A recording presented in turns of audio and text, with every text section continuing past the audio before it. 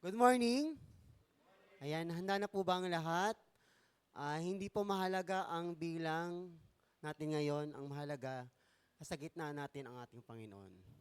Kaya sabihin natin sa ating mga sarili, pupurihin ko ang Panginoon ngayong araw na to.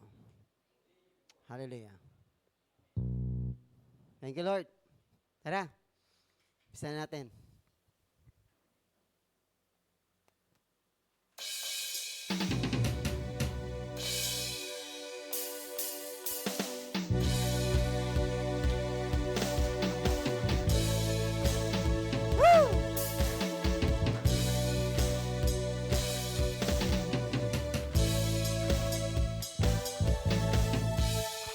Hosanna, Gloria, Jehovah Messiah, Hallelujah.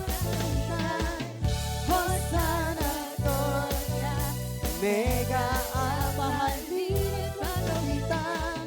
Purihin ang dakilaan niya, hawitin natin katangian niya. Purihin ang kapangyarihan niya, alalahanin kabutihan niya. Halina, sumamba, sabay-sabay sa hallelujah. Hey, hey! Hosanna, Gloria, Jaya, Rabalina, Kawitan.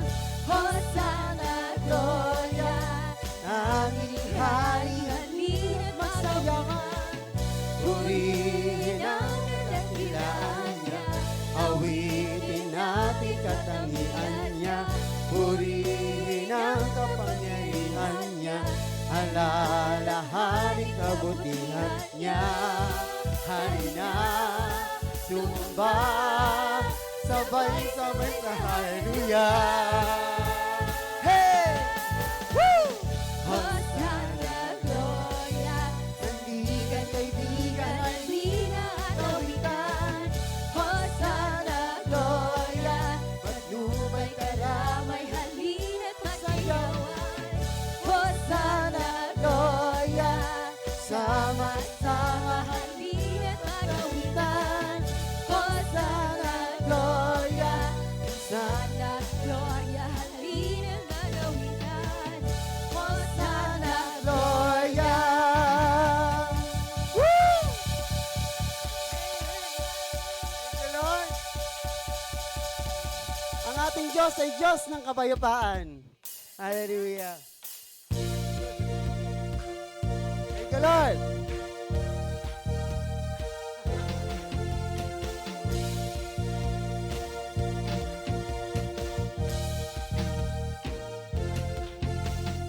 Ikaw ang tanging may likha ng sanlibutan. Dakila ka, hanga-hanga. Ikaw ay laging totoo sa iyong salita. Pangako'y mo'y laging tapat, maaasahan. Minsan pa, ikaw ang tanging may likha ng sanlibutan. Dakila ka sa iyong gawa, kahanga-hanga. Ikaw ay laging totoo sa iyong salita. Pangako mo'y laging tapat, maasahan. Lahat kami ang nagagalak pagkat ikaw ang Diyos ng kapayapaan. Bawat puso'y nagpapasalamat. Palay sa iyo Sa'yo lamang. Woo! Thank you, Lord.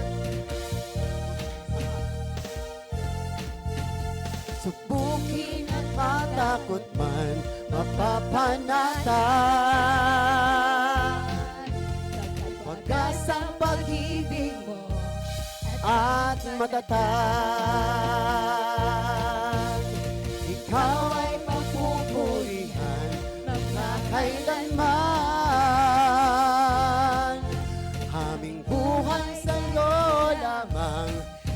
iaalay,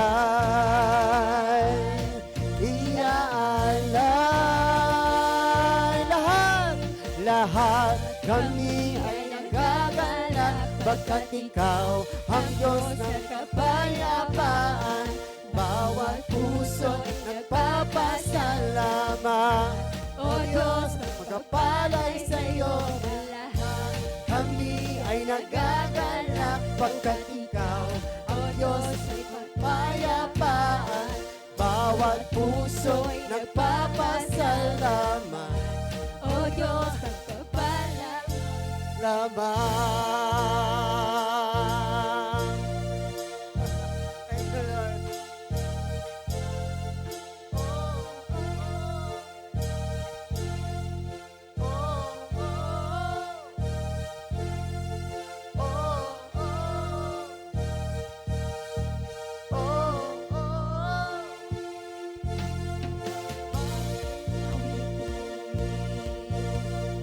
Sa'yo naman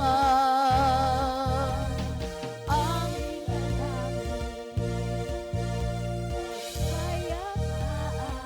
minsan pa bagong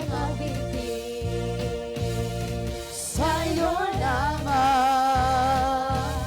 Jesus ay magpakailanman. Bagong awitin, bagong awitin. Sa'yo naman aming dalangin ay kapayapaan. Bagong awitin, bagong sa'yo naman.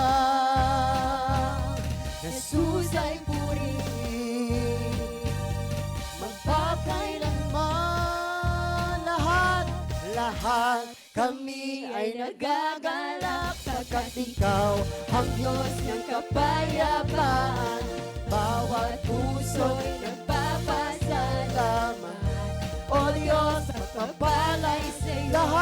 Lahat kami ay nagagalak, pagkat ikaw ang Diyos ng kapayapaan.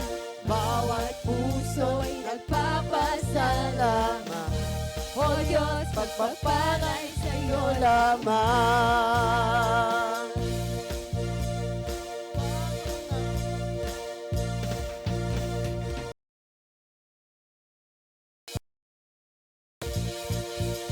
Thank you, Lord.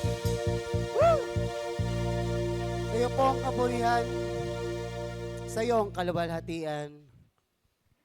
Panginoon, patuloy kaming magsasamba at papurihin ka sa Espiritu at katotohanan.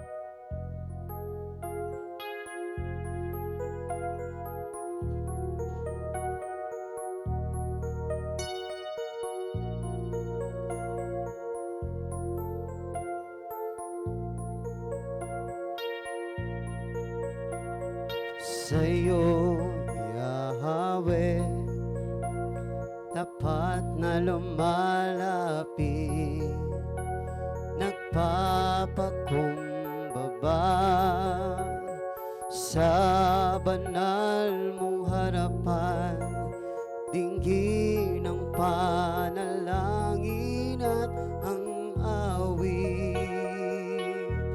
Sumasamo sa biyaya mo, ko'y kawan.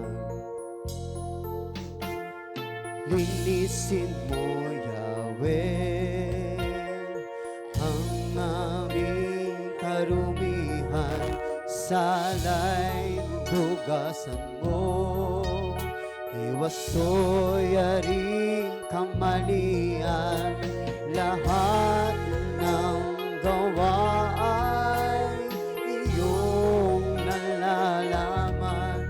Patawarin mo, Panginoon, aming pagkukulang. Gawing karapat dapat sa iyong paningin. Isang pusong tapat, O Diyos, aming iyong likhain. Bigyan mo, Yahweh, ng bagong damdamin. Ang iyong espiritong banal ang siyang papagharin. Papagharin.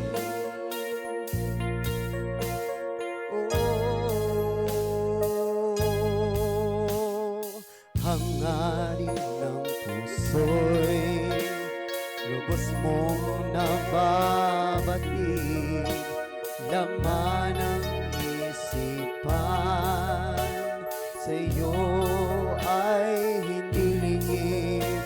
Sa aming kalikuan kami iyong ituwid. Sa walang hanggang samahan mo at ihatid. Gawing karapat-dapat, gawing karapat-dapat sa pagpupuri, sa pagdulog, paghahandog sa iyong luwalhati. Pangingkapatin mo sa pagsamba, O Diyos, sana ay tanggapin ang aking buhay. Buhay na gawing karapat-dapat, O Diyos, ang aming mga buhay.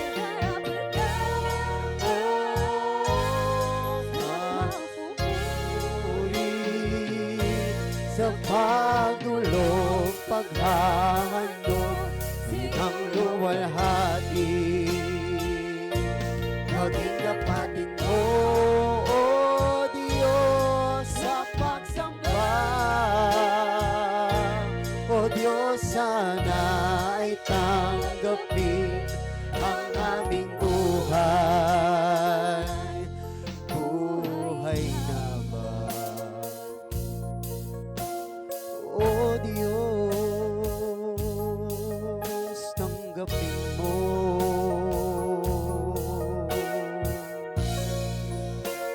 Purihin ka, O Diyos.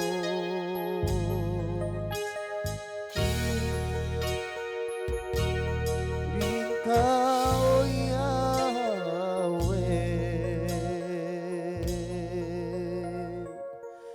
Sa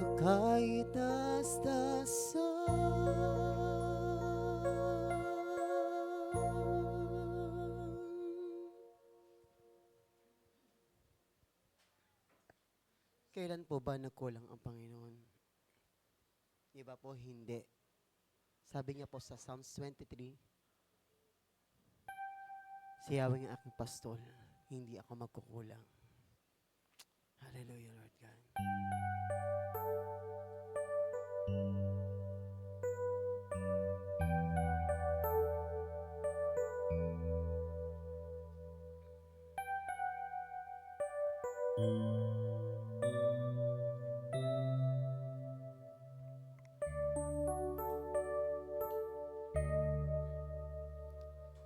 Tahimik ang langit matapos at para bang ang buhay ay walang kahulugan. Winay matamlay kapos sa kulay, kahit gaano man pigilin, masakit man sa damdamin. Ulong ng langit, kahit tahimik, hinihintay sa isang saglit mawawaglit lungkot lungkot at lumbay, nagkulang man ngayon, biyaya'y darating sa tamang panahon. Kailan ba nagkulang ang Panginoon? Minsan pa sa alaalay namiiwan ka sa hirap, na walang karamay sa iyong buhay. Kailan ba, kailan ba, kailan ba nagkulang ang Panginoon?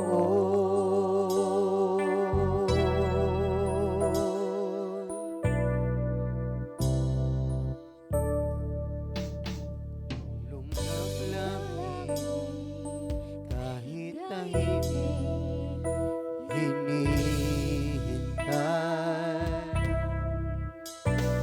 sa isang saglit nawawaglit, lungkot at lumbay, nagkulang man ngayon, biyaya'y darating sa tamang panahon.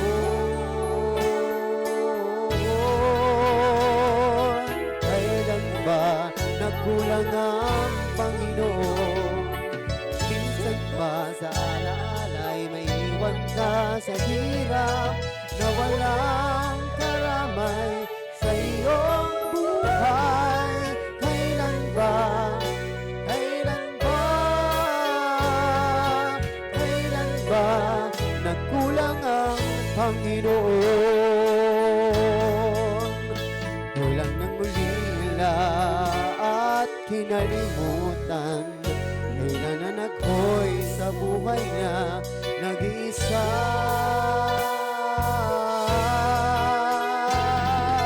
Kailan ba nagkulang ang Panginoon? Minsan pa sa alaalay naiwan ka sa hirap, nang walang karamay sa iyong buhay. Kailan ba, kailan ba, kailan ba nagkulang ang Panginoon? Kailan ba nagkulang ang Panginoon?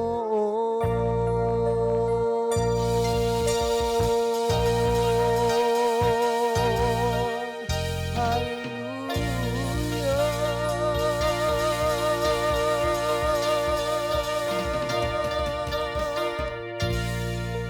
Hallelujah. Thank you, Jesus.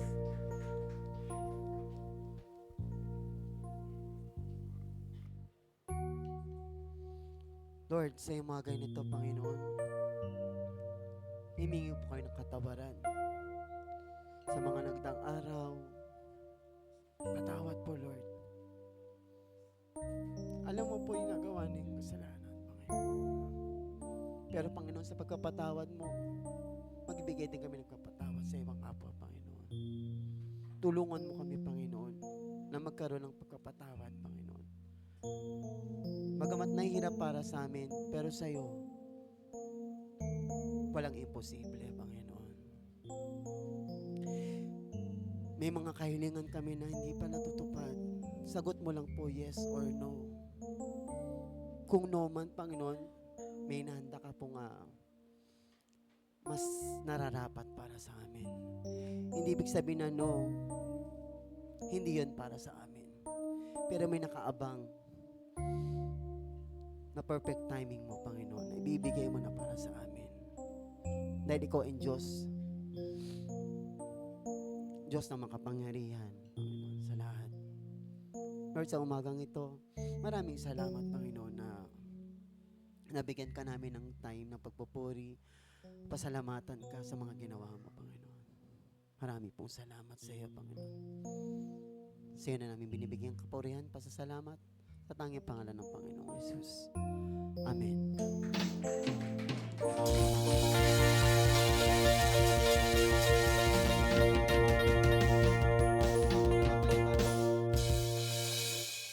Batian po tayo sa pangalan ng Panginoong Jesus.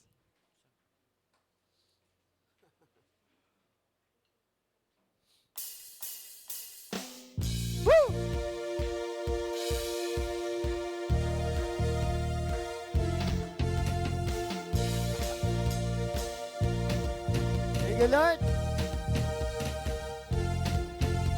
Ikaw ang tanging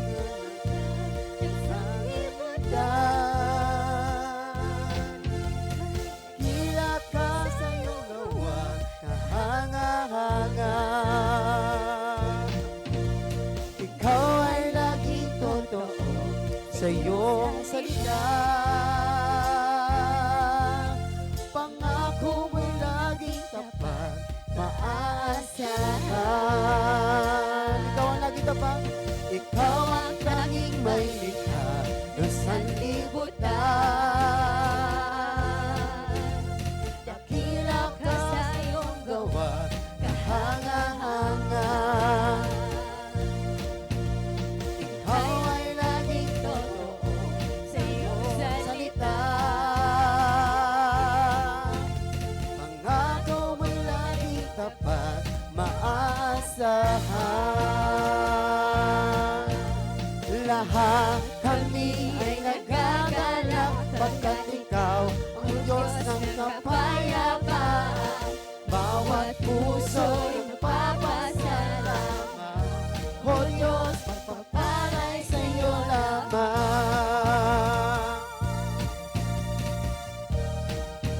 Woo! Subukin at matakot man, magpapanatag. Pagkat wagas ang pag-ibig mo at matatag. Ikaw ay papupurihan magpakailanman. Ang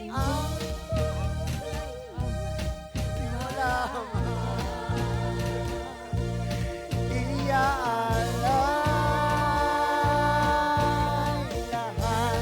Kami ay nagagalak pagkat ikaw ang Diyos ng kapayapaan. Bawat puso'y nagpapasalamat. O Diyos, pagpapalay sa iyo lamang. Ay nagkagalak ang Diyos ng kapayapaan. Bawat puso'y nagpapasalamat. O Diyos, pagpapalay sa iyo lamang. Pagpapalay sa iyo lamang. Pagpapalay sa iyo lamang.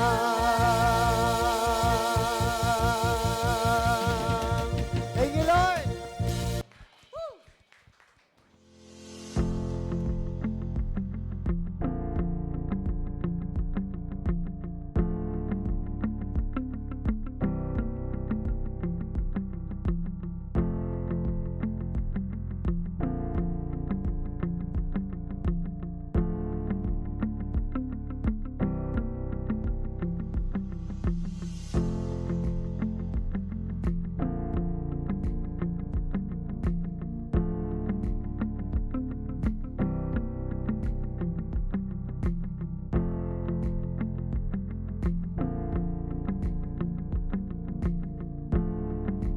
Po ba ang bawat isa?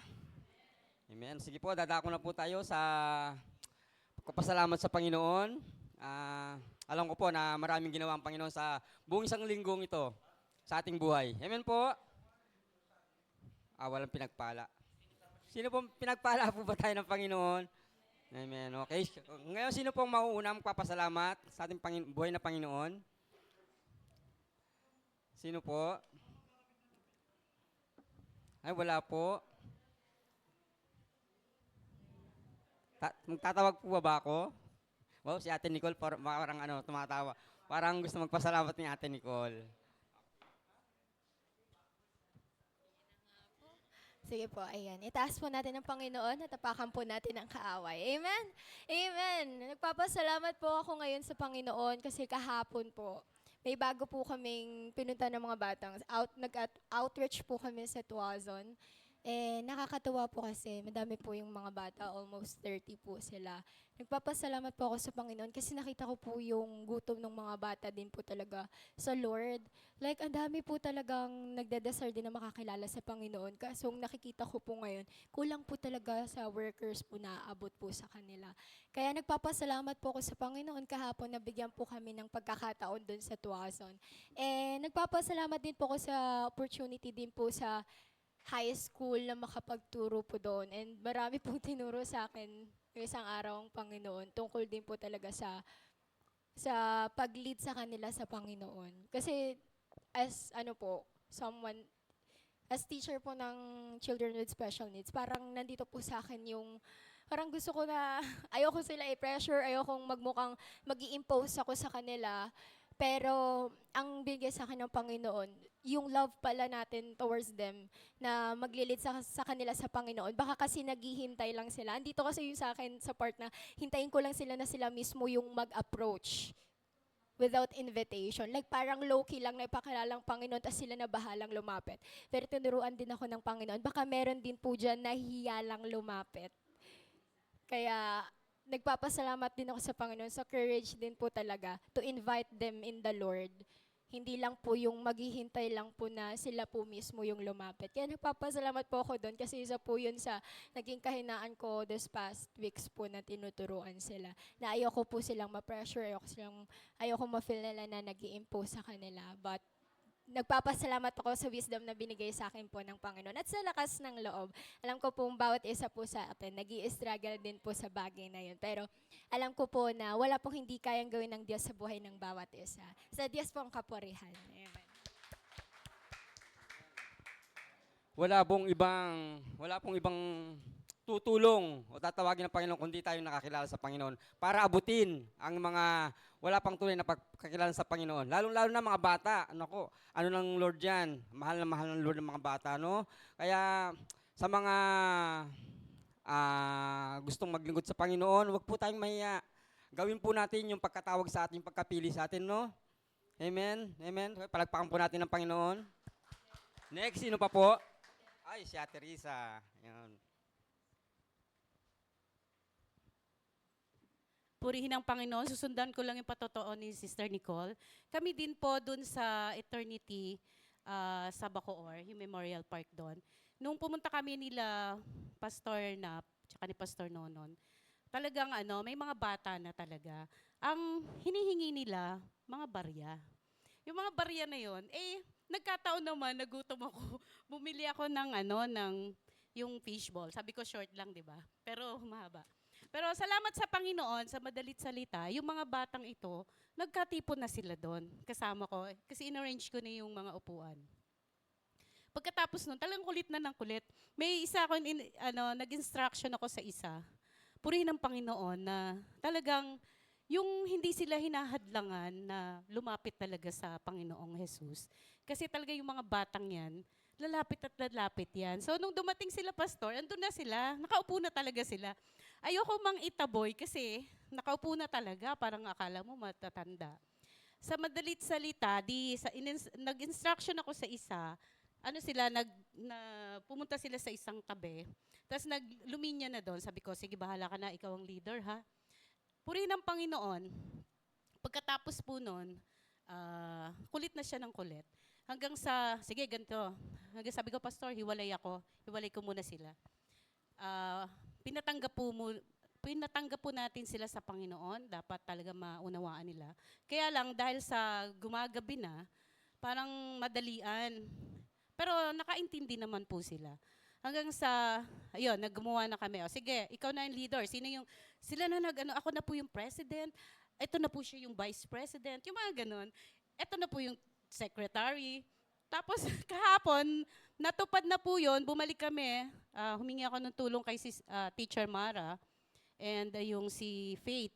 Dapat kasama namin Sister Nicole, meron din pala sa Tuwason. Yun po, naganap din po talaga yung pagtuturo doon. At meron pa, yung mga bata na nag-observe dun sa likuran, napakadami din nila. Siguro mga 10, 9 ang edad. Yung pala, pagkatapos namin, sila naman yung gusto. Hindi lang sila maka-entry kasi na matatapos na kami. So dun, nung natapos na yung isang grupo, sila rin gusto nila. Kaya lang, nung na-interview ko sila, meron na ring may church na rin na humahawak. Tapos sabi niya, nagbanggit nga sila ng isang church na New Life, ganon.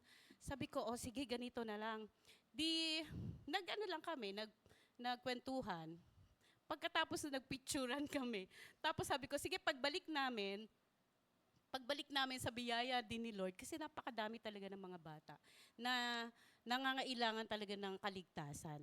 At bukod doon, siyempre yung mga magulang nun. Purihin ng Diyos talagang na sila ay naghihintay lang. Naghihintay lang ng, sabi nga marami ang aanihin, ngunit kulang talaga ang mga ani. So, dapat be ready po tayo dahil kung ano po yung nilalagay ng Lord sa puso natin na maging ministry natin, ay madami po talaga.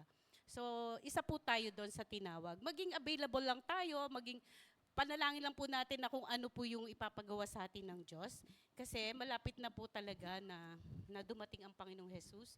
So, dapat talaga tayong mga anak niya, meron po talaga tayong mga ginagawa. 'Di ba? Na sa tulong naman talaga niya ay magagawa natin. Sa lakas na binibigay ng Panginoong Jesus, kaloob niya po yun sa atin. Magagawa po natin. Purihin ang Panginoon. Thank you, Lord. Ganyan po kabuti ang Panginoon, no?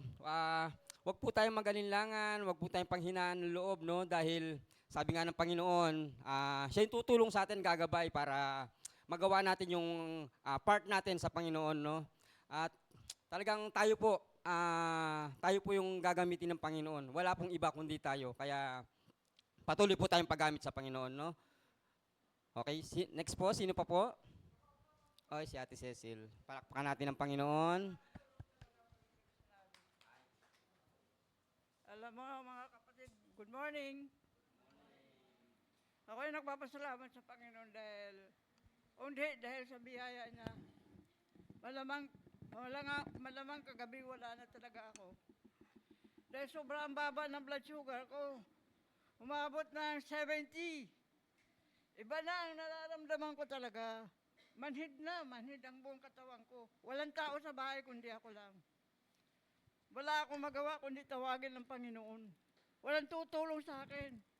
Hindi ako pumasok sa kwarto ko kasi pag nag-collapse ako, walang makakakita sa akin. Lumabas ako, namamanhid na to. Wala nang lakas, matutumba na ako. Pero hindi. Palibasa may thanks na pinagkalooban pa kanil sa akin. Wala akong ginawa kundi mag-thanks lang talaga ako at sinabi ko, Panginoon, maawa ka sa akin. Mayroon pa ikaw layunin sa akin. Huwag mo na, Lord, huwag. Gusto ko pa maglingkod sa iyo. Kasi sa sobrang diet talaga. Pero mo, nagpakuha ko kanina 70. Siguro kagabi, nasa 60 na ako.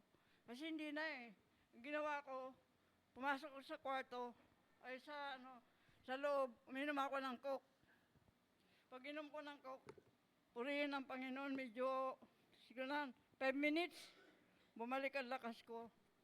Dumating pa na bisita sa akin Nagpapasama, bibiling ulam. Pero purihin ang Panginoon kasi ang kapurihan ng Panginoon dahil nakasama pa ako sa palengke para bumili ulam. Pero hirap na ako. Kung iisipin ko kagabi, sa sasakyan pa lang, wala na ako Kasi hinahabol lang hininga ko. Biro mo, 70 yung blood sugar mo. Hindi biro yun. Pag nag-flat ka na ng wala na. Hirap lang, putlang na ako. Pero sa biyaya ng Panginoon, alam mo, Panginoon lang talaga ang kakampi natin. Wala nang iba. Kahit tayo mag-isa, kumikilos ang Panginoon. Kahit may kasama ka, mag-isa ka. Kasi kung kagabi, ang buhay ko lang, malamang wala na. Walang susugod sa akin sa ospital, wala akong kasama sa bahay. Pero puruhin ng Panginoon kasi nandito ako. Lord, mag-a-assure ako bukas. Magsiserve ako sa iyo. Lord, gusto kong purihin ka. Gusto kong pumunta sa gawain. Palakasin mo naman ako, Lord. Alam ni Lord yun. Kaya pinupuri ko pa kasi, Panginoon, dahil sa kabutihan niya talaga sa akin. Hindi kagahapon lang yung bumaba ang aking blood sugar. Nararamdaman ko na, pero hindi ini-ignore ko. Tapos kaninang umaga, pakuha ko, sabi ng doktor, huwag ka muna uminom na maintenance mo. Kumain ka muna ng kumain. Kaya hindi ako uminom na maintenance ko ngayon kasi alam ko, lutang kasi ako eh. Parang lumalakad ako sa ulap eh. Pero purihin ng Panginoon, pag alis ko, uminom ako ng coke, kaya nakarecover ako eh. Kaya pinupuri ko ang Panginoon dahil ang Panginoon talaga, ang unang-unang tumutulong sa atin. Magamat nag-iisa ka lang, ang Diyos ay nasa iyo palati. Hindi talaga siya magpapabaya eh. Ramdam ko talaga yan eh. Ilang bisis na ako inatake pero tinutulungan ako ng Panginoon. Kaya nagpapasalamat ako sa Panginoon dahil pinagaling na talaga ako. Salamat sa Panginoon. Glory to God. Ang Panginoon po ang ating dakilang manggagamot. Ayan po, magbuhat po nung nakakilala tayo sa Panginoon, hindi na po tayo nag-isa. Lagi po natin kasama ang Panginoon. Amen po. Amen. Kaya, kung ano man po yung mga kahilingan natin, yung mga alalahain natin, dulog lang po natin sa Panginoon. Ang Panginoon po hindi po nagpapabaya kailanman. Amen po. Amen. Wala na po. Kung wala na po, dadako na po tayo sa paghahayag ng salita ng kanyang salita at tinatawagan ko na po si Pastor Nonon Casimiro. Palakpakan po natin ang Panginoon.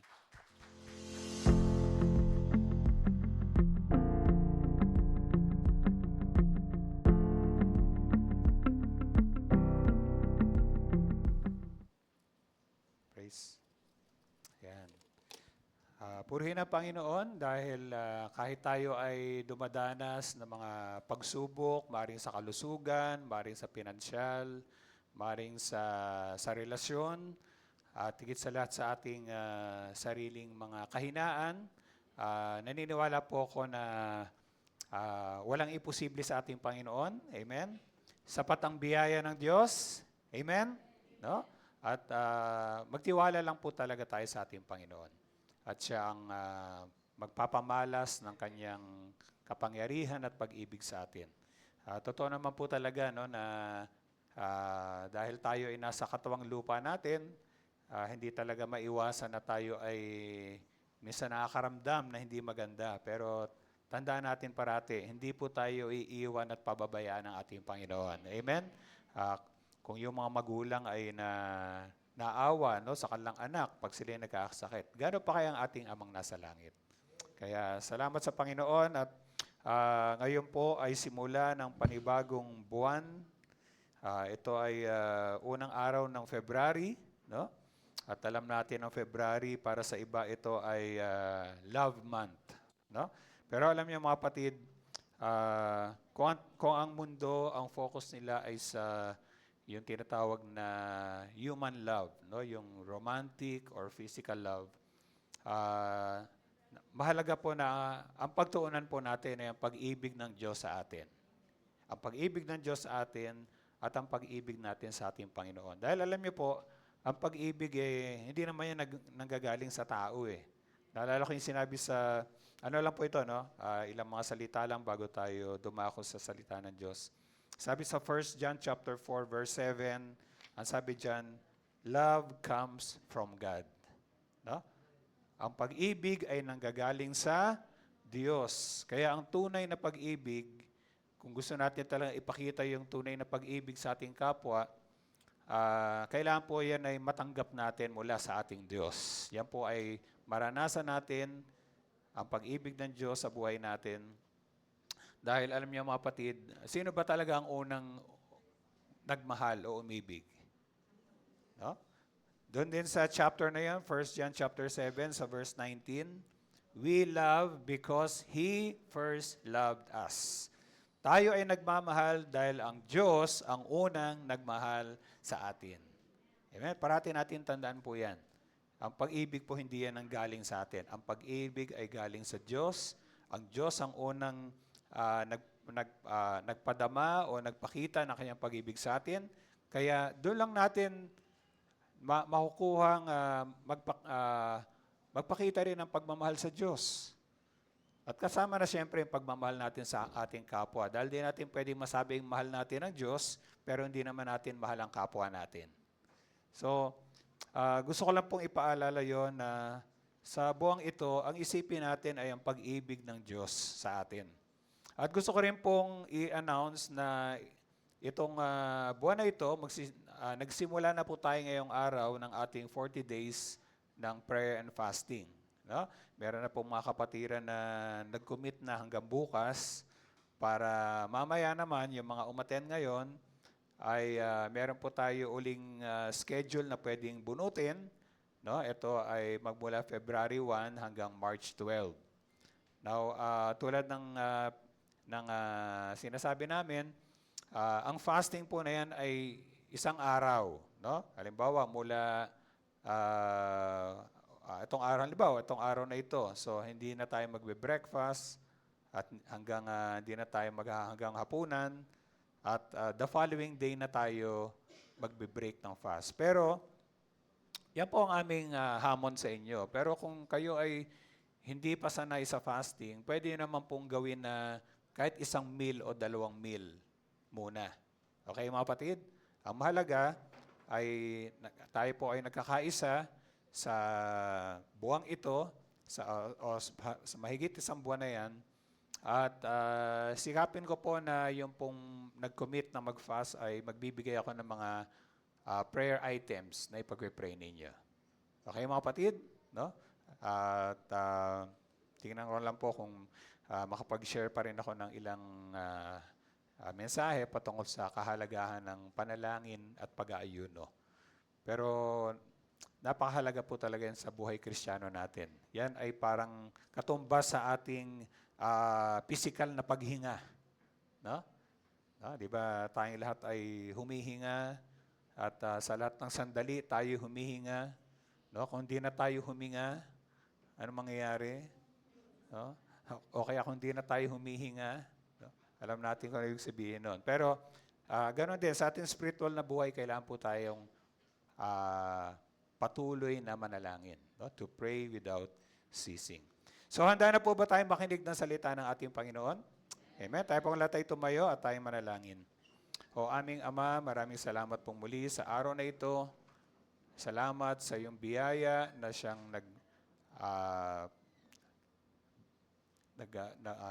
nagbigay sa amin, Panginoon, ng panibagong buhay, panibagong kalakasan. Salamat, O Diyos, na sa bawat umaga, sabi nga, your mercies are new. Ang iyong kahabagan, ang iyong katapatan, ang iyong pag-ibig ay parating sariwa. At nagtitiwala kami, O Diyos, na kahit ano pa man ang aming pinagdadaanan sa buhay na ito, alam namin na nandyan parati na pinapakita niyo po ang iyong pag-ibig sa amin. Hindi kami kailanman mahihiwalay sa iyong pag-ibig. Parati, Panginoon, na aming makikita at mararanasan ang pag-ibig niyo. Tulungan niyo lamang kami, O Diyos, na patuloy kaming tumingin sa inyo. Patuloy na magtiwala sa inyo. Patuloy na umasa sa iyo, Panginoon. At sa umagang ito, Ama, muli po dalahin ko na kayo ang mangusap at kumilos sa aming kalagitnaan, sa bawat isa. Muli, Panginoon, bigyan niyo kami ng puso na naghahangad na lalo pa kayong makilala, lalo pa kayong maranasan sa buhay namin. Kayo po, O Diyos, ang mag-ingat sa salita po ninyo na ibabahagi ng iyong lingkod. Kayo po, Panginoon, ang magbigay ng spiritual na pangunawa at gabay sa bawat sa po sa amin. At kailangan po ang may taas, kailangan po ang mabigyan ng kapurihan. Kumilos din po kayo, Panginoon, sa mga kapatid po namin na maaring may mga karamdaman ngayon. Patuloy, Panginoon, ay unat niyo pong iyong kamay at gumawa po kayo ng mga himala at kababalaghan sa pangalan ng iyong lingkod, ang aming Panginoong Yesus. Alam ko, Panginoon, na higit, Panginoon, ang hangarin niyo na napagalingin ang iyong mga anak. Panginoon, salamat po, Ama. At sa inyo ko na po pinagkakatiwalaan sa sandaling ito sa pangalan ng aming Panginoon Jesus at ang lahat ng mga anak ng Diyos ay magsabi ng Amen and Amen. Amen. Praise the Lord. Amen. Praise God. So, maaari po tayo makaupo. Actually, sa umagang ito, hindi ako masyadong, although meron akong maibabahagi, pero ayaw ko munang magbahagi ng maraming, kumbaga, may parte sa gawain po natin ngayong umaga na meron akong mga ipapalabas sa inyo, no? Papanood sa inyo at pagkaroon tayo ng time na mag-minister ang Panginoon sa atin. Okay? So, ito ay bahagi pa rin ng ating series, Pursuing God. At medyo kakaiba po ang ating mensahe ngayong umaga dahil pinamagatan ko po itong Experiencing God's Arm and Hand. No? Yung pagdanas po natin ng, actually kung ito po ay itatagalog ko sa lengguwahe ng Biblia, pwede kong sabihin, ang maranasan natin ang kapangyarihan at ang pag-ibig ng ating Panginoon. No?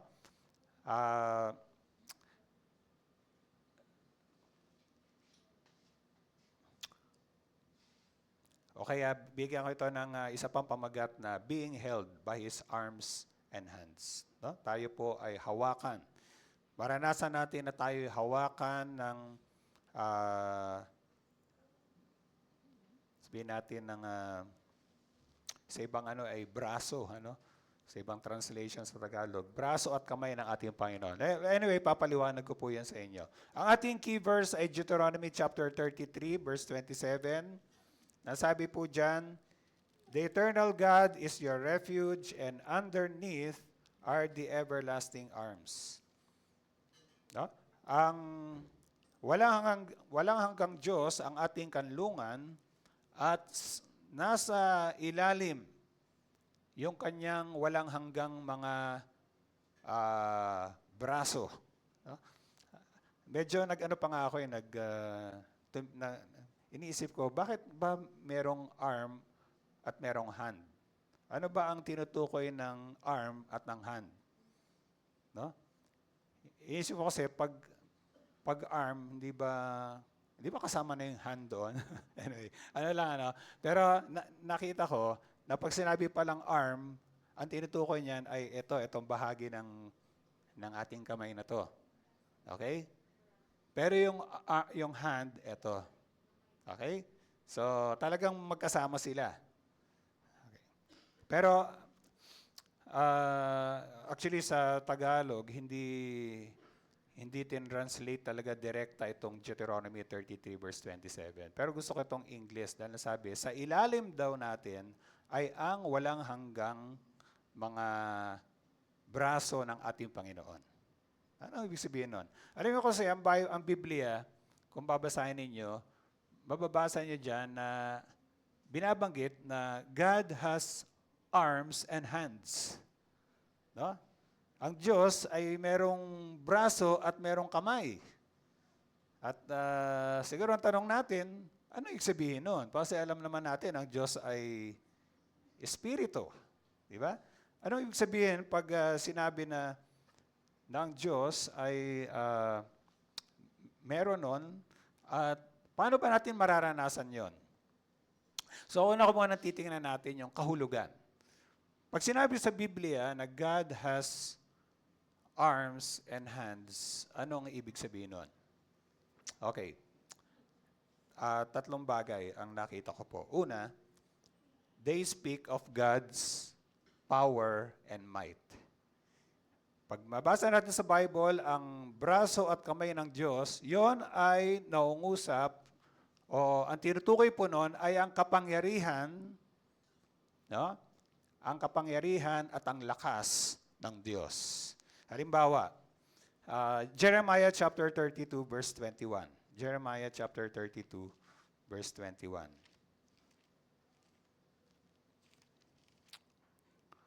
Okay. Anyway, naka-flash naman dyan. Ano sabi sa Ingles? Basahin nga natin. You brought your people Israel out of Egypt with signs and wonders, with a mighty hand and an outstretched arm, and with great terror. Pero pansin niyo po ang translation sa Tagalog. Ang sabi rito sa Tagalog,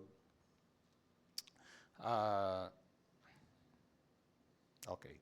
Inilabas mo sa Ehipto ang iyong bayang Israel kasabay ng mga tanda at kababalaghan. Ikaw ang nag-akay sa kanila sa pamamagitan ng iyong lakas at taglay na kapangyarihan. Tingnan niyo mga kapatid. Hindi sinabi na, hindi direktang tinranslate yung braso at kamay. Pero ang sabi ron, yung lakas at taglay na kapangyarihan. No?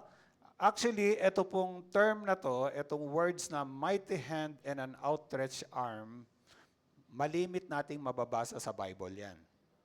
Na malimit. At ang malimit na tinutukoy niyan ay yung ginawa nga ng Diyos sa mga Israelita. Nung sila ay inilabas ng Diyos mula sa, saan nga mga kapatid? Sa Egypt. No? At alam naman natin yung mga sabi nga dito, no, yung great terror. Dahil ang Diyos ay nagpadala ng, nalala nyo? Siya ay nagpadala ng mga plagues. No? Ilang plagues yon? Ilang salot yon na pinadala ng Diyos sa Ehipto? Ilan mga kapatid? 10. Di ba? Kung naalala nyo? No? Una, ginawang dugo yung Nile River.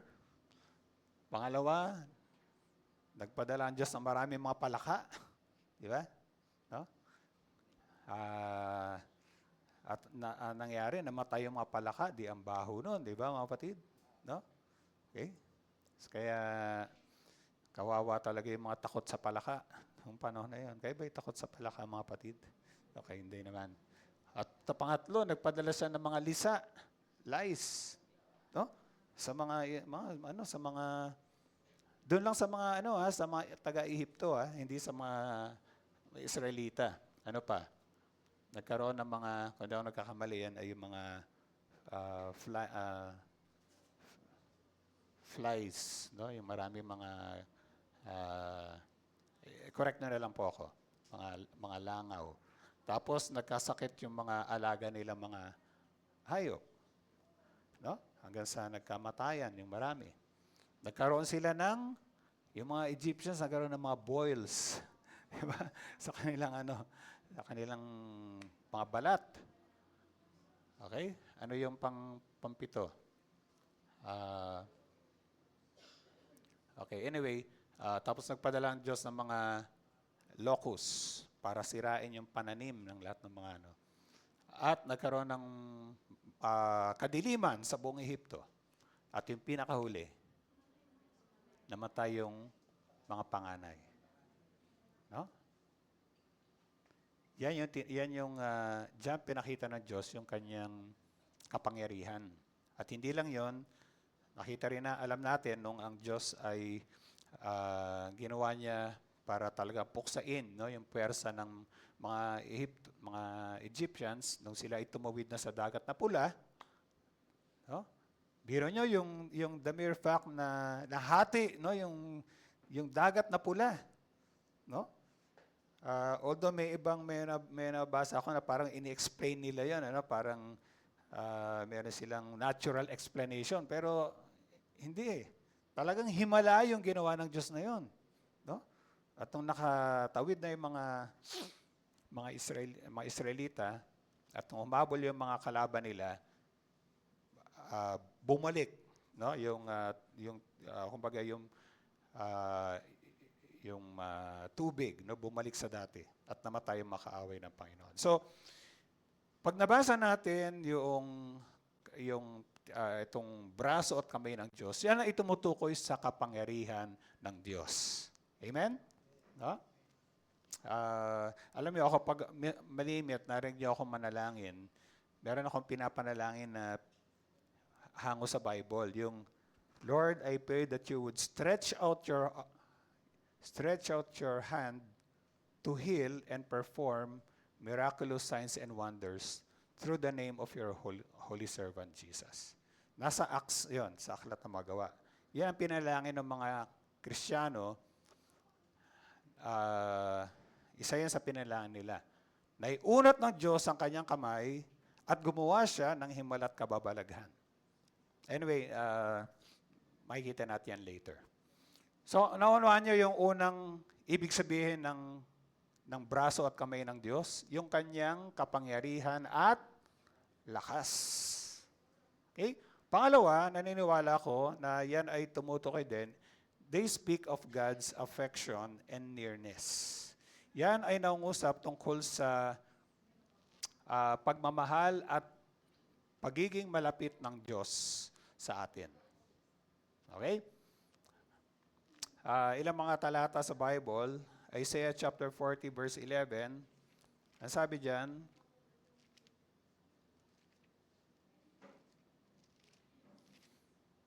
kaya mga kapatid, pag meron tayong mga karamdaman o meron tayong mga mabibigat na problema, parati nating tandaan ang ating Diyos ay napaka-makapangyarihan. Walang imposible sa Panginoon. Amen mga kapatid? No? Kayang gawin ng Diyos yung sa tingin ng tao ay imposible dahil because of His mighty hand and His outstretched arm. Ang sabi rito, Isaiah chapter 40 verse 11, He tends His flock like a shepherd, He gathers the lambs in His arms and carries them close to His heart. He gently leads those that have young. So, ang tinutukoy dito ay yung yung pakikitungo ng Diyos sa kanyang bayan. Na para siyang isang pastol na nangalaga sa kanyang mga tupa. At ang ginagawa ng Diyos, sabi rito sa Tagalog, sabi rito, at tulad ng pastol, yung kawan niya ay kakalingain sa sariling bisig. Okay? O yun, yung kanyang,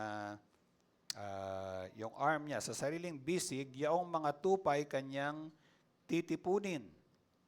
Sa kanyang kandungan ay pagyayamanin at papatnubayan ang tupang may supling. Okay, so ano daw ang ginagawa ng pastol? Ang ginagawa niya, ginagather niya yung mga batang tupa. At ang gagawin niya doon sa mga batang tupa na yon, kanyang kakargahin. Di ba? He carries them in His arms. No? Bakit? Well, I believe isang dahilan ay gusto talagang ipadama ng pastol yung kanyang affection, yung kanyang pagmamahal sa kanyang mga tupa. Okay, lalo na yung mga batang tupa. Okay? Kahit gaanong ka, kasi alam niyo mga tupa, ano rin yan medyo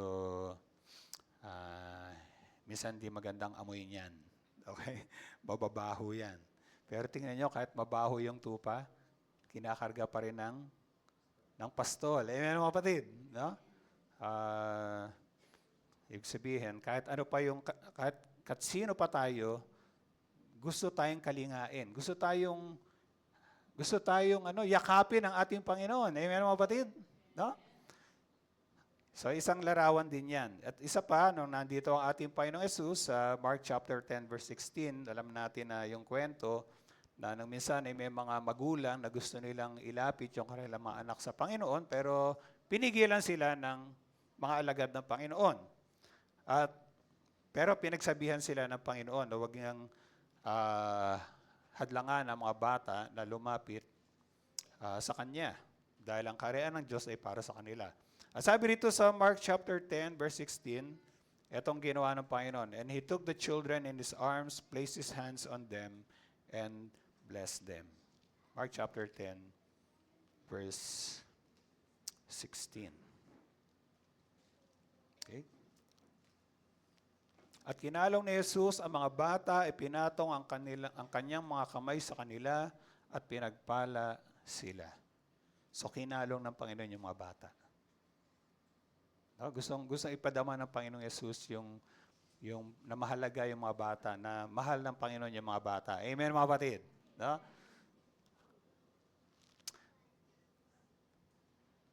Yan.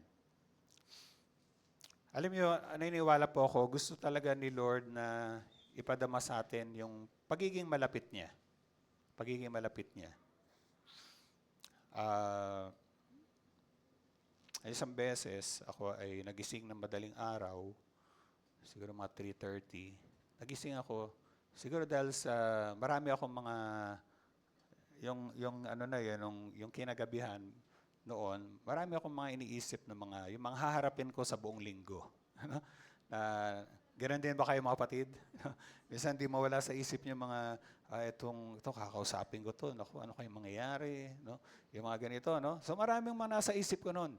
Nung nagising ako, yun ang nasa isip ko. At sinikap ko makatulog, hindi ako makatulog, bagamat ginagawa ko yung aking usual na ginagawa, nagpapatugtog ako, no? At nung hindi na talaga ako makatulog ng matagal, naalala ko yung isang awitin na alam mo minsan sa YouTube, ako kasi pag nakikinig, ginayaan ko lang na minsan tumugtog yung mga Christian song. May isang kanta na, hindi ko alam yung kanta na yan, pero bastang bigla na lang siyang lumitaw doon, yung Arms of Love ni Brian Dorksen ng Vineyard Music. Mamaya papanig ko sa inyo. Naalala ko yung kanta na yon dahil minsan ko na nakita yon, pero nung gabi na yon, naalala ko yung kanta na yon. At parang nangusap ng Lord sa akin, sinabi niya sa akin, hindi naman audible, hindi ko narinig talaga yung ano niya. Pero ang sabi niya sa akin ganito, I am in control. No? Ako pa rin ang may control ng lahat ng bagay. Amen? No? Para bang naramdaman ko talaga yung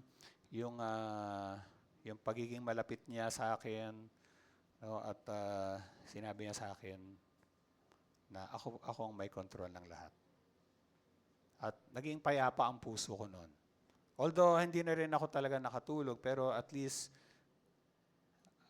nawala yung pag-aalala, nawala yung kabalisahan sa puso ko nung sinabi ni Lord na ako ang may hawak ng lahat ng bagay. Pagkatiwala mo lahat sa akin.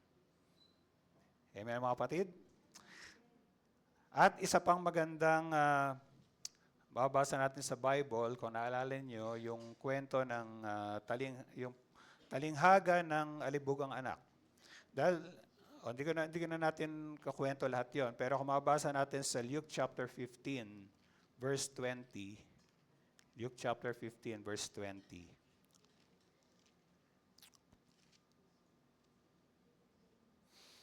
Okay, sabi rito, ngunit sinabi ng anak, nung siya ay, teka, tama ba itong aking verse? Teka lang po Isa nagkakamali ako sa aking Okay, Luke chapter 15, verse 20. At tumindig siya at pumaroon sa kanyang ama. Malayo pa'y nawa na siya ng ama, at ito'y labis na nahabag sa kanya. Kaya't patakbo siyang sinalubong, niyakap at hinagkan. Okay? So, nung nakita ng ama yung kanyang alibugang anak, nasa malayo pa lang, sabi ron, he was filled with compassion for him. He ran to his son and threw his arms around him and kissed him. Okay? Alam natin yung ama ay larawan ng ating makalangit na ama.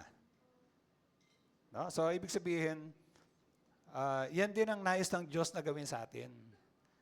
Gusto niyang ipadama sa atin yung kanyang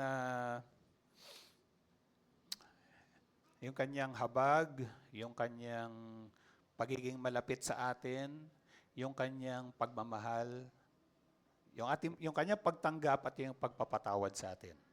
Amen, mga kapatid? No? So, yun ang pangalawa. At pangatlo, I believe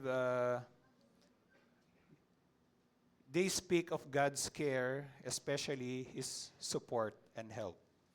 Nauusap ito patungkol sa pangalaga ng Diyos sa atin, lalo na yung kanyang suporta at tulong sa atin. Dahil ang sabi nga sa Deuteronomy, nabasa natin kanina, underneath are the everlasting arms. Parang imagine natin sarili natin na sa ilalim natin, nandun ang bisig, no? Nandun yung kamay ng Panginoon na dinadala niya tayo. No? Na kinakarga niya tayo. Na siya yung umaagapay, umaalalay sa atin. Isaiah chapter 41 verse 10. Alam niyo na ito. Sabi diyan, so do not fear, for I am with you. Do not be dismayed, for I am your God. I will strengthen you and help you. I will uphold you with my righteous right hand. Okay? Sabi ng Panginoon, siguro memorize niyo na ito, iba? Ano sabi doon? Huwag kang matakot. Tama ba yan? Ako isa sa iyo, huwag kang matakot. Ako ang iyong Diyos, hindi ka dapat mangamba kanino man. Palalaksin kita at tutulungan, iingatan at ililigtas. Pero sa English, ang sabi ron, I will, yung iingatan at ililigtas, I will uphold you with my righteous right hand. No? I will uphold you with my righteous right hand.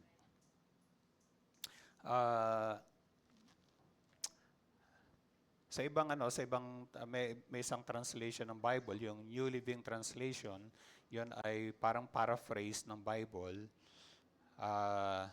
Meron akong nabasa na yung pag sinabi na you hold me fast, ibig sabihin nun, you support me. No? Yung translation nun, sinusuportahan tayo ng Diyos. Okay?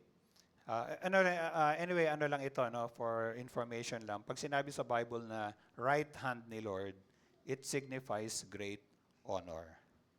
Ito ay nagpapahiwatig ng malaking karangalan, yung kanang kamay ng Diyos. Kasi hindi ba sa salita natin mga tao, pag sinabi, ito, kanang kamay ko to. Di ba? O kaya sabi sa Bible na ang Panginoong Yesus ay umupo sa kanang kamay ng Diyos. Yun ay tumutukoy sa karangalan. Siguro, para maintindihan nyo lang, mga kapatid, sino sa inyo familiar sa kantang Footprints in the Sand? Yan ay lumang kanta na, nung bago pa akong Kristiyano, yan ay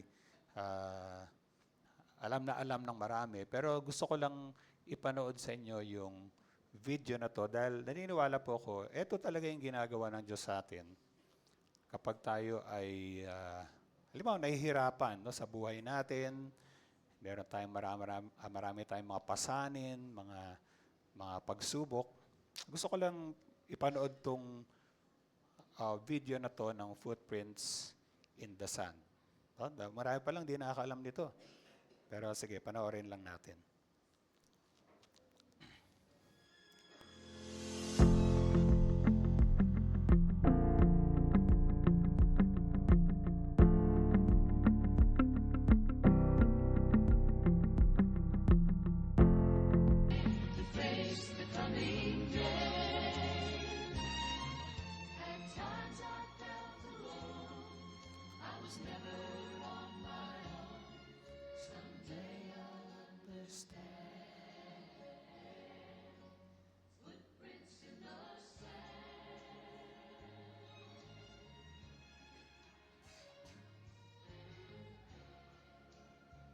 Last night I had a dream. I dreamed I was walking along the beach with the Lord. And across the sky flashed scenes from my life. And for each scene, I noticed two sets of footprints in the sand. One belonged to me, and the other to the Lord.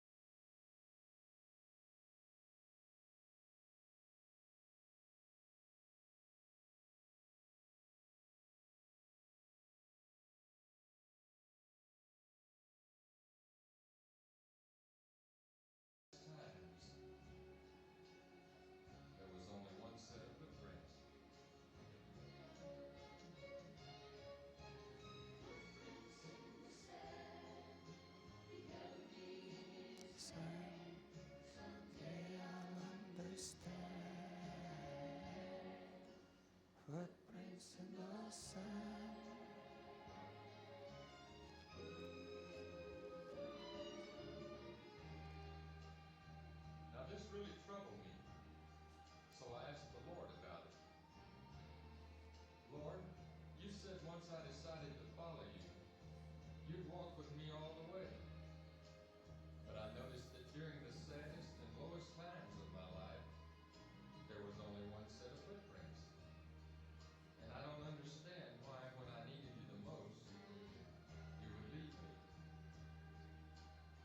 And the Lord replied, "My son, my precious child, I love you, and I would never leave you. During your times of suffering, when you could see only one set of footprints, it was then that I carried you." Footprints in the sand, held me in his hand, gave me strength, face the coming day. I thought of the Lord, I was never on my own. Someday I'll understand. Footprints in the sand.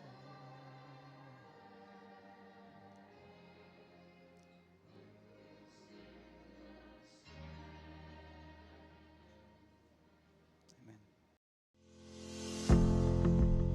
Ano po yung mensahe? No? I believe yung video na yan speaks so many lessons, no, sa atin. Pero yun nga, doon sa video na yon, akala nung Kristiyano na yon na yung mga panahon na sabi nga yung pinaka malulungkot, no, at pinaka lowest point of his life, akala niya iniwan siya ni Lord. No? Yung isang set ng footprints na yun, akala niya sa kanya yon at wala si Lord. Pero ang ganda ng sinabi doon, di ba? Sabi ng Panginoon, mahal niya tayo, hindi niya tayo iwan. Sa mga sandali pala na yon, ang Panginoon ang bumubuhat sa atin. Amen, mga kapatid? Amen? Amen? No? Yung mga panahon na parang di na tayo makausad, parang di natin alam kung anong ating susunod na gagawin, parang gusto nating sumuko, pero yung pala yung mga panahon na tayo ay bubuhatin ni Lord. Amen, mga kapatid? Bubuhatin niya tayo. Ano ba yung mga katangian ng kamay at bisig o braso ng ating Panginoon? Una, sabi nga, binasa natin kanina sa Deuteronomy chapter 32 verse 27, underneath are the everlasting arms. They are everlasting. They are ever present. They are unfailing. Ibig sabihin, hindi mawawala yung hawak ng Diyos sa atin. Hindi mawawala yung pag-alalay. Hindi mawawala yung kapangyarihan. Hindi mawawala yung pagyakap ng Panginoon sa atin. His arms are everlasting. Amen, mga kapatid? No? Pangalawa, His arms are outstretched. Outstretched. Ibig sabihin talagang yan ay nakaunat. No? Pag sinabing outstretched, far-reaching. Malayo ang gusto nitong maabot. They are extensive. Nabasa natin kanina yon sa ibang mga talatang binasa natin sa Jeremiah 32 verse 21. At kung naalala nyo, sabi sa Isaiah chapter 59 verse 1, surely the arm of the Lord is not too short to save. No, ang kamay ng Diyos ay hindi maiksi para hindi tayo mailigtas. No? Ibig sabihin, mahaba o kaya malayo ang naabot ng kamay ng Diyos. Dahil ang gusto ng Diyos talaga ay abutin ang bawat sa atin. Tayo ay hanguin mula sa putik ng kasalanan. No? Hindi yan maiksi para hindi niya tayo mailigtas. Alam mo, ang kamay ng Diyos ay parating umaabot sa atin. Ay, dahil mahal niya tayo. sa hangarin niya talagang abutin tayo, meron siyang ginawa para lang maunawaan natin na gusto talaga tayong abutin ng Diyos. Anong ginawa niya? Ang kanyang anak ay nagkatawang tao. No? He took the form of a man. Para sa pamamagitan ng Panginoong Yesus, madama natin ang pagkamalapit ng Diyos. Yung pagkakatawang tao na ating Panginoong Yesus ay expression ng puso ng Diyos na gusto niya talagang maging malapit sa atin. No? Ang tao lumalayo sa Diyos. Ang tao natatakot na lumapit sa Diyos. Pero sa pamamagitan ng ating Panginoong Yesus, parang sinasabi ng Diyos, pwede kayong lumapit sa akin. Amen? No? Pwede kayong lumapit sa akin. Actually, nung nandito ang ating Panginoong Yesus, anong ginawa niya? Inabot niya ang maraming tao. He touched people everywhere he went. Kahit yung mga taong iniiwasan, kahit yung mga taong pinandidirian at hindi hinahawakan at nilalapitan ng ating Panginoon. Amen? No? At alam niyo, isang magandang larawan din na yung nais talaga ng Diyos na yakapin tayo, yung ating Panginoon Yesus ay namatay sa krus. Meron ako narinig, nabasa, sabi niya, tingnan mo yung kamay ng ating Panginoong Yesus doon sa krus. Di ba nakaunat yung kanyang kamay? Amen? No? Parang sinasabi niya, lahat kayo ay welcome. Lahat kayo ay iniimbita ko. O kaya lahat kayo ay gusto kong yakapin. No? Gusto kong kayong lahat ay lumapit. At maramdaman niyo ang pagyakap ko. Ganon ang kamay ng ating Diyos. At salamat sa Panginoon dahil talagang napakalayo ng naabot ng kamay ng Diyos na inabot ang bawat isa sa atin. Amen, mga kapatid? Amen? No? Pangatlo, ang kamay ng Diyos ay makapangyarihan. Nakita na natin kanina. It's mighty, it's strong. Or they are strong, they are mighty. Sa Jeremiah 32 verse 21, sinabi doon, nabasa natin kanina na yung mighty hand. Pero kahit yung arm ni Lord is mighty. Sabi sa Psalm chapter 77 verse 15. Pero ang maganda yung sinabi sa Psalm 89 verse 13. Sabi diyan, your arm is endowed with power, your hand is strong, your right hand exalted. Okay? So, parang gusto ko lang pakita, no? Parang malimit, binabanggit na yung arm niya is outstretched. Pero dito sinabi, yung arm niya is mighty. Amen? No? So parang sinasabi lang na ganun talaga, no? Talagang paano man sabihin yon, makapangyarihan ng Diyos and His hand is strong. Makapangyarihan ang kamay ng ating Panginoon. Alam niyo, makapangyarihan ang kamay ng Panginoon na pag tayo ay hawak na ng Panginoon, sabi nga ng ating Panginoong Yesus sa John chapter 10 verse 29, walang sino mang makaagaw sa atin sa kamay ng Diyos. Amen, mga kapatid? No? Pag tayo ay hawak na ng Panginoon, dahil makapangyarihan ang kamay ng Panginoon, ng ating Ama, ng ating Panginoong Yesus, imagine nyo na, parang dala-dalawa yung nakahawak sa atin. Di ba? No? Alam mo ba yun, sa John chapter 10 verse 29, nasabi rito naalala ko lang kasi itong verse na to. John chapter 10 verse 29. Ang sabi rito, my Father who has given them to me is greater than all. No one can... Okay, verse 28 pala. I give them eternal life. Binibigyan ko sila ng buhay na walang hanggan, and they shall never perish. Hindi sila mapapahamak. No one can snatch them out of my hand. Sabi na Panginoong Yesus, pag tayo ay ligtas na, walang sino mang makaagaw sa atin mula sa pagkahawak niya. Pagkahawak ng Panginoong Yesus, ha? Pero tingnan niyo sinabi sa verse 29, Sabi rito, my Father who has given them to me is greater than all, and no one can snatch them out of my Father's hand. Hindi lang ang Panginoong Yesus ang nakahawak sa atin. Sino pang nakahawak? Ang kanyang Ama. No? Kaya ako naniniwala, pag tayo niligtas ng Panginoon, mananatili tayong ligtas magpasawalang hanggan. Amen, mga kapatid. Amen. Yan. Pero, hindi natin dapat abusuhin ang biyaya ng Diyos. No? Tulad sinasabi sa Biblia. Dahil tinuturo sa atin ng biyaya ng Diyos na umiwas tayo sa kasalanan, sa kasamaan.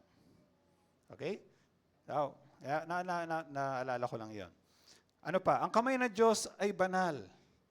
Sabi sa Isaiah chapter 52 verse 10, the Lord will bear His holy arm in the sight of all nations. Ipapakita ng Diyos ang kanyang banal na kamay o kanyang banal na, okay, sabi rito yung kamay niya na tanda ng kanyang lakas. No? He will bear His holy arm. I believe mahalaga po yung pagiging banal ng kamay ng Diyos. Ibig sabihin kasi noon, pag sabing banal, righteous, matuwid, and pure. Anong ibig sabihin nun, Pastor? Ang ibig sabihin nun, hindi pwedeng magkamali ang Diyos sa pagpapakita niya ng kanyang kapangyarihan. Amen, mga kapatid? Dahil banal siya eh. So anumang gawin ng kanyang kamay ay tama. Hindi siya magkakamali. Okay? Pero ito pinakahuli at dito po magtatapos. Ang kamay ng Diyos ay mapagmahal na kamay.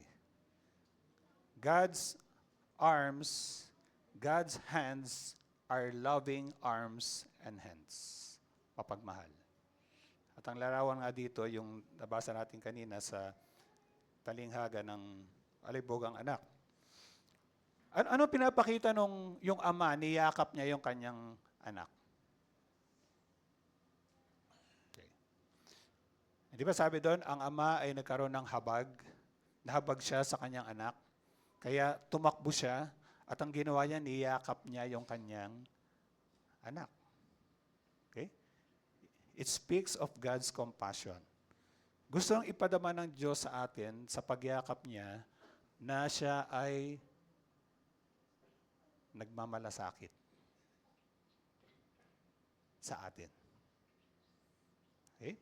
Now, pag sinabi ko yung pagyakap ng Diyos, siyempre hindi naman natin talaga mararanasan yun physically. Amen? Pero, pwedeng iparamdam ng Diyos sa atin yung kanyang, sa presensya niya, yung kanyang pagmamahal sa atin. It speaks of God's nearness.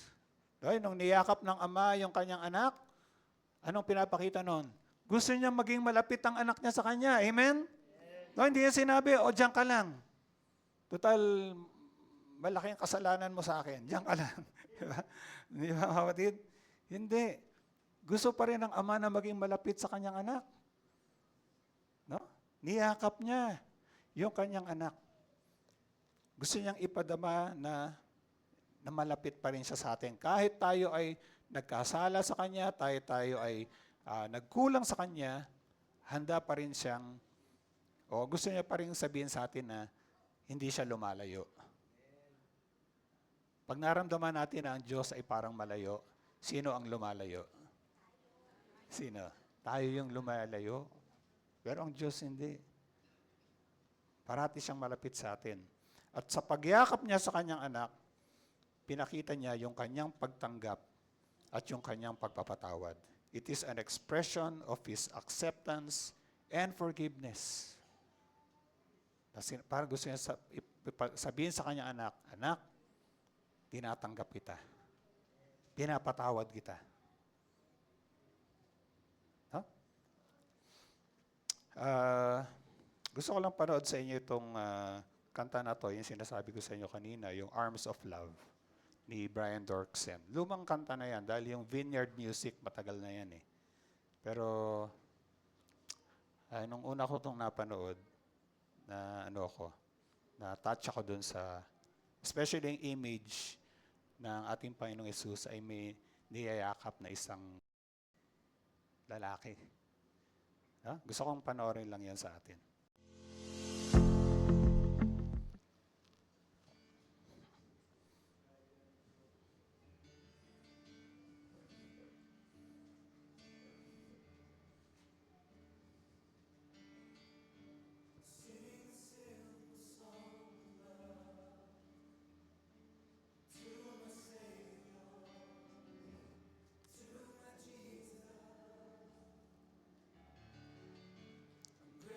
For the things you've done, loving Savior, precious Jesus, heart is glad that you call me your own. There's no place I'd rather be in your arms of love. In your arms of love, holding me still, holding me near. In your arms of love.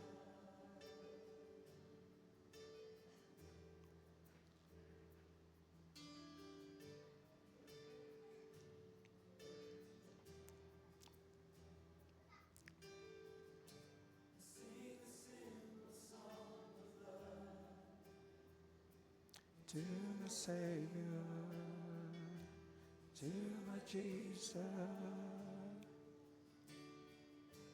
grateful for the things you've done, loving Savior, precious Jesus, my heart is glad that you called me your own. There's no place I'd rather be in your arms of love. In your arms of love, holding me still, holding me near. In your arms of love. Heart is glad that you call me your own. There's no place I'd rather be in your arms of love. In your arms of love. Oh, in your arms of love. Oh, in your arms of love. Holding me still, holding me near, holding me still, holding me near, holding me still, holding me near in your arms.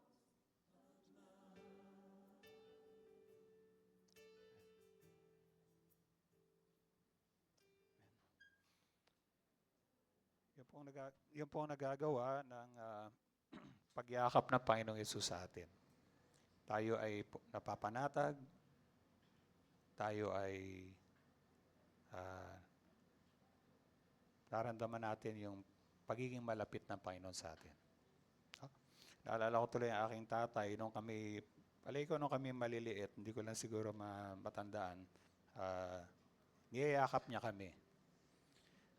Pero nung medyo lumaki na kami, siguro mga high school na, minsan, pag kasama namin siya, bigla doon sa kwarto, minsan bigla siyang yayakap sa amin. No? Pero dahil malaki na kami, parang ayaw ko nang yakapin niya ako. Medyo pumipiglas na ako doon sa ano. Tayo ba yan? No? Pero alam mo yung ating Diyos, gusto niya tayo parating yakapin. Ganon din ang ating Diyos. I believe, gusto niya tayong parating yakapin. Parating ipadama sa atin na mahal niya tayo, tanggap niya tayo. Gusto niyang ipadama yung presensya niya sa atin. Amen, mga kapatid? And I believe na pwede rin minsan sabihin natin, Lord, yakapin niyo po ako. Ipadama niyo po yung yakap niya po sa akin. Dahil yun ang puso ng ating Ama. So, I hope na ito ay makapag-encourage sa atin na lalo nating nasain ang presensya ng Panginoon, lalo nating hangarin na maramdaman yung pagmamahal ng Panginoon sa atin. At nandiyan parati yung kamay ng Diyos na gumagabay, nagpapalakas. Actually, ang susunod na bahagi ng mensaheng ito, next week ko na lang ibabahagi ay, ano ba yung ginagawa ng kamay ng Diyos sa atin? Alam niyo, marami. Marami po. Sandali po ito, tayo po ay tumayo at tayo manalangin. Thank you, Lord.